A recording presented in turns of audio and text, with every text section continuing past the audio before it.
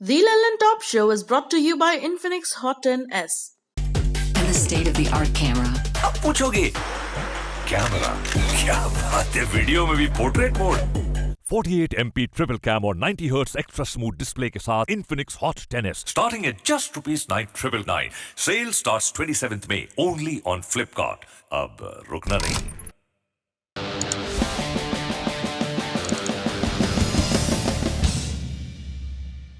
26 मई को कांग्रेस नेता राहुल गांधी ने न्यूयॉर्क टाइम्स की खबर का स्क्रीनशॉट ट्वीट किया।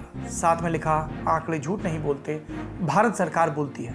राहुल के ट्वीट के जवाब में केंद्रीय स्वास्थ्य मंत्री ने उन पर लाशों पर राजनीति करने का आरोप लगाया। डॉक्टर हर्षवर्धन ने कहा कि राहुल गांधी दिल्ली से ज्यादा न्यूयॉर्क पर भरोसा करते हैं, कोई धरती के गिद्धों से सीखे कैसा। इसके बाद कांग्रेस और बीजेपी के दूसरे नेता भी कूद पड़े। ऐसा क्या था न्यूयॉर्क टाइम्स की इस खबर में, बताते हैं आपको। 25 मई को न्यूयॉर्क टाइम्स ने just how big could India's true Covid toll be title से एक खबर छापी। इस खबर में न्यूयॉर्क टाइम्स ने बताया कि कोरोना संक्रमितों और उसकी वजह से जान गंवाने वालों का जो आंकड़ा भारत सरकार की ओर से दिया जा रहा है वो हकीकत से बहुत कम है।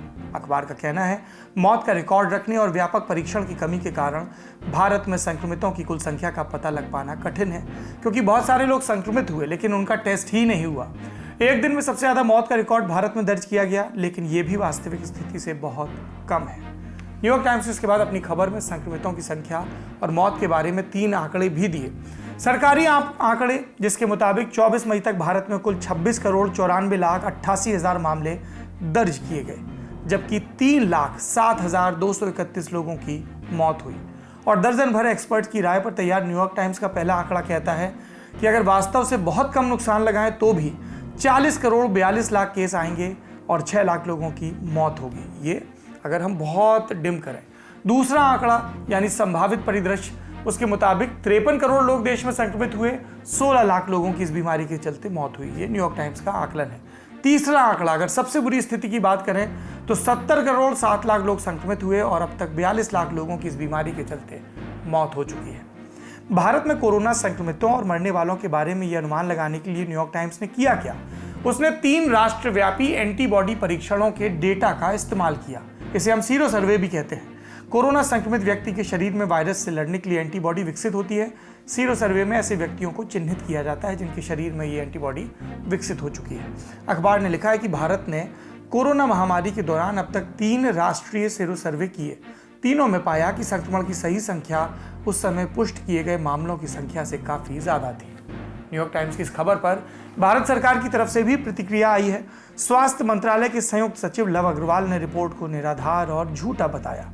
कहा कि मजबूत व्यवस्था है हमारे पास, जिसका पालन राज्य कर रहे हैं, रिपोर्ट कर रहे हैं, सब जगह सब चंगासी। हम नहीं जानते कि आकलन किस आधार पर किया गया। तो आपने अखबार की सुनी, सरकार की सुनी, अब ललन टॉप के एक्सपर्ट की सुनिए। And also testing bottleneck. It's very hard to get tested. We all know, particularly in rural areas. So those without testing, no death or illness or hospitalization is really being attributed to COVID. So there is an underreporting which has been inflated in wave 2. So what the numbers that we quoted, 10 to 20 an underreporting factor and 2 to 5 for deaths. So that means that right now India is reporting about 26.5 million cases, but the actual number may be around 260 million, right? So 10 times more, that's what it means. And then the actual number of deaths, it's 300,000 right now, but it could vary between, say, 2 to 5 times. That means 600,000 to about 1.5 million. And these estimates were actually based on wave 1.